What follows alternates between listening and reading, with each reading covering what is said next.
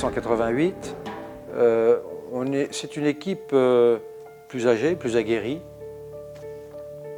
Et le cheval qui est au top de sa forme, c'est bien entendu Japlou. Depuis 2 ans seulement, Japlou était le leader. Japlou-Pierre Durand était le couple leader français et était extrêmement craint au niveau mondial. Dire par là qu'il arrivait en favori au JO de Séoul, non.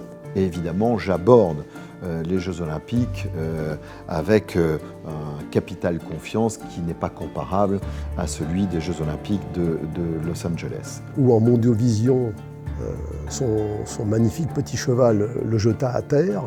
Et ce fut à l'époque, on ne parlait pas comme ça, mais aujourd'hui on dirait, ce fut un buzz extraordinaire.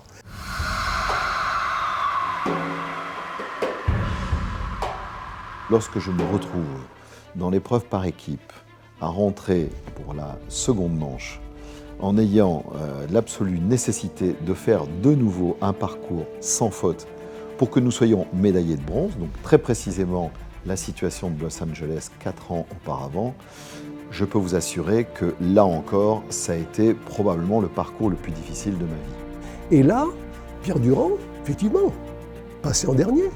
Et ce n'était pas une nouveauté.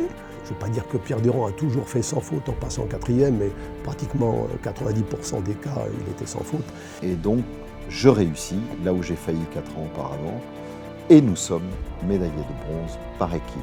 Et ça l'a préparé à aborder l'épreuve individuelle sous les meilleurs auspices, bien sûr.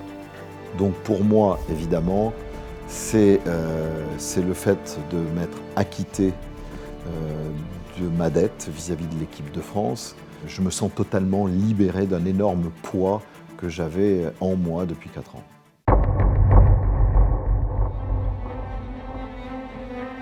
Depuis cette épreuve par équipe, je suis dans un état de grâce, mon cheval est au pic de sa forme. J'ai même fait le pari, pris le risque dans ma stratégie justement de privilégier le franchissement des obstacles sans faute, donc le parcours sans faute sur les obstacles, quitte à me faire un petit peu pénaliser pour dépassement de temps.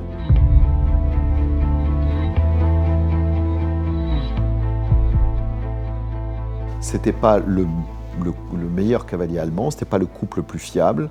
Il était d'ailleurs remplaçant dans l'épreuve par équipe. C'est le fait d'une blessure d'un cheval qui l'a propulsé dans cette épreuve individuelle. Ce cavalier s'est peut-être dit, bon bah là, il m'arrive un truc incroyable, je ne pensais pas du tout être là, j'arrive là par hasard et a trouvé en lui une motivation qu'il a communiquée à son cheval afin de réaliser cette performance. Je me dis que c'est pas grave, que c'est parfait pour moi. Parce que comme nous repartons dans la deuxième manche dans l'ordre inverse du classement provisoire à l'issue de la première manche, donc je ne vais pas partir le dernier.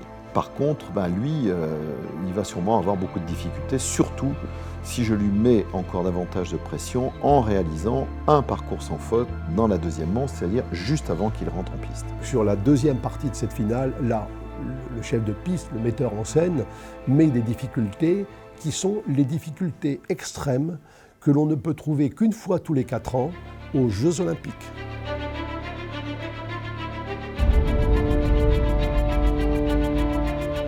Pour être très honnête, on ne le voit pas franchir déjà la première grosse difficulté qui est l'obstacle numéro 3, qui est un triple. Et on pense avec l'entourage de l'équipe de France qu'on va être soulagé tout de suite parce qu'il va faire une faute et que donc, voilà, la médaille d'or se confirmera assez tôt dans le début de son parcours. Et puis, il s'engage dans son parcours et il franchit les obstacles avec plutôt aisance, facilité. Et il y avait des pièges à peu près partout dans ce parcours et tous les pièges commencent à être déjoués jusqu'au moment où il va lui aussi arriver donc sur l'avant-dernier. Je l'attendais vraiment sur cet avant-dernier. Pourquoi ? Sur un parcours, vous avez un certain nombre d'efforts, un certain nombre d'obstacles, 17 sauts. Et bien entendu, au fur et à mesure que les concurrents passent, on fait des statistiques. Lequel est le plus difficile ? Là, c'était clair que celui-là était le plus difficile. Donc il avait une probabilité importante de le faire tomber. Et je dois dire que là, j'ai un doute qui s'empare de moi, parce que je me dis, c'est pas possible. Je crois même que je l'exprime d'ailleurs, parce que j'avais été filmé à ce moment-là, je dis, c'est pas possible, il ne va pas le faire. Et donc on attend, bien sûr, le franchissement de cet obstacle. Et voilà qu'il a joué pleinement son rôle, cet obstacle, puisqu'il va faire une énorme faute. Et donc immédiatement me libérer, nous libérer, puisque sa faute signifie que je suis champion olympique.